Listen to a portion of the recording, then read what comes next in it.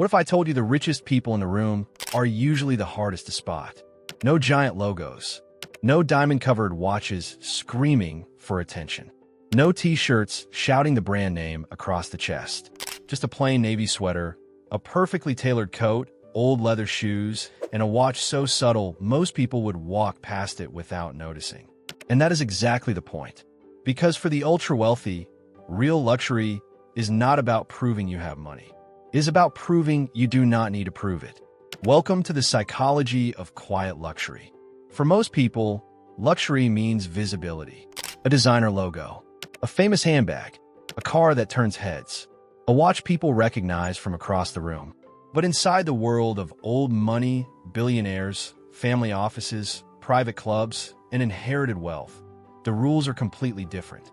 The louder the logo, the less powerful it can look. That sounds strange, because for decades brands trained people to believe that status should be seen. If you paid thousands of dollars for something, why would you want nobody to know? The answer is simple. Flashy luxury speaks to strangers. Quiet luxury speaks to insiders. A person wearing a shirt covered in logos is saying, "Look what I can afford." A person wearing a plain cashmere sweater from Loro Piana, Brunello Cucinelli, or the Row is saying nothing at all. But the right people understand. That is the secret language of quiet wealth. It is not designed for everyone to recognize. In fact, it works better when most people do not recognize it. Because when only a small circle can identify the quality, the object becomes more exclusive. This is why the ultra-wealthy often avoid flashy brands. Not because they dislike luxury, but because they dislike looking like they are trying too hard. And trying too hard is the one thing money cannot hide. There is also a deeper psychological reason. When people first become wealthy, they often want visible proof. Sometimes it is a reward. Sometimes it is insecurity. Sometimes it is a message to the world, "I made it." But when wealth becomes normal, the need to announce it disappears. A billionaire does not need a logo to feel rich. A third-generation heir does not need strangers at a restaurant to validate his status. A powerful investor does not need his jacket to explain his net worth. Their confidence comes from access, not attention. And that is where quiet luxury becomes powerful. It is not about price alone. It is about control. Control over appearance. Control over privacy. Control over who gets to understand your world. The ultra-wealthy know that attention can be dangerous. Flash attracts envy, questions, gossip, security risks, and unwanted judgment. Quiet luxury becomes a shield. It allows someone to enjoy the best materials, craftsmanship, comfort, and service without turning themselves into a walking billboard. And this is where the psychology gets interesting. Most luxury brands sell two different dreams. To the mass consumer, they sell recognition. To the ultra-wealthy, they sell discretion. One customer wants people to know the brand. The other wants the brand to know them. That is a huge difference. For ordinary buyers, a logo can feel like entry into a higher world.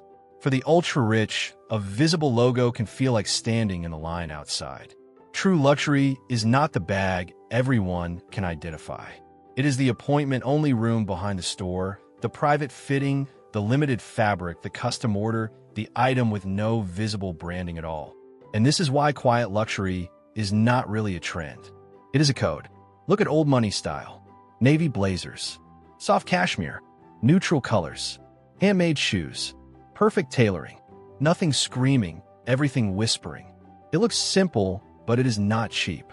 That plain coat may cost more than a logo-covered jacket. Those simple loafers may be handmade by craftsmen whose names never appear in advertisements. That watch may be worth more than a car, but only collectors recognize it. Quiet luxury is expensive invisibility. And that invisibility is part of the flex. Because anyone could buy a loud logo if they have enough money. But taste, restraint, and cultural knowledge are harder to buy. That is why the ultra-wealthy often prefer quality over recognition. They care about how fabric feels, how a jacket falls on the shoulders, how leather ages, how a shoe is stitched. To them, luxury is not noise. Luxury is ease. This brings us to another reason rich people avoid flashy brands: social signaling. Every group has signals. Teenagers use sneakers. Executives use watches. Tech founders use plain t-shirts. Old money families use understatement. The signal changes depending on the tribe. In some circles, visible luxury wins admiration. In others, it creates distance. Among the truly wealthy, being too flashy can signal that you're new to money, insecure with money, or dependent on public approval. That does not mean flashy style is wrong. Many successful people love bold fashion and enjoy being seen. But quiet luxury plays a different game. It does not ask, how many people noticed me? It asks, who noticed? That is the difference between mass status and elite status. Elite status wants recognition from the few who matter. This is why a $5,000 plain sweater can be more powerful than a $1,000 logo hoodie. The hoodie announces itself. The sweater requires knowledge, and knowledge creates hierarchy. Now, here's the part most people miss. Quiet luxury is not only about clothing. It is a mindset. The ultra-wealthy often avoid flashy branding in their homes, cars, vacations, and even social media. Many do not post every private jet flight. They do not show every dinner. They do not explain every purchase. Why? Because privacy itself has become luxury. In a world where everyone is visible, being unreachable is powerful. In a world where everyone is posting, not needing to post becomes status. The richest people understand something very simple. Attention is not always an asset. Sometimes attention is a tax. This is also why quiet luxury became popular during uncertain economic times. When the world is struggling with inflation, layoffs, and rising prices, loud displays of wealth can feel tone-deaf. Quiet luxury can also become its own performance. A person can be just as obsessed with looking old money as another person is obsessed with logos. Buying expensive plain clothes does not automatically create taste. Wearing beige does not make someone wealthy. And copying the uniform of rich people does not give you their security, education, network, or freedom. The real lesson is not buy quieter, expensive things. The real lesson is this: confidence does not need decoration. The most powerful version of luxury is not about making other people feel impressed. It is about making your life feel better. Better fabrics, better design, better health, better time, better privacy, better relationships, better peace. That is what the ultra-wealthy are really buying. Not just objects. They are buying comfort without friction. They are buying access without crowds. They are buying beauty without explanation.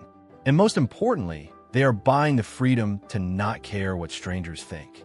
Before we continue, subscribe if you enjoy videos about money psychology, hidden status, and how powerful people really think. Now ask yourself something uncomfortable. How much of what we buy is truly for us? And how much is for an imaginary audience? Many people are not buying products. They are buying reactions, compliments, respect, proof that they belong. But the ultra-wealthy often already belong. They do not need logos to enter the room. So their choices become less about proving and more about refining. Less attention, more comfort, less image, more identity. That is why quiet luxury feels powerful. It creates the fantasy that you are not trying to become someone. You already are someone. But quiet luxury only works when it looks effortless. The moment it feels forced, it loses its magic. Because real status is not being noticed by everyone. It is being understood by the right people. Comment below, is quiet luxury real taste, or just another expensive status game?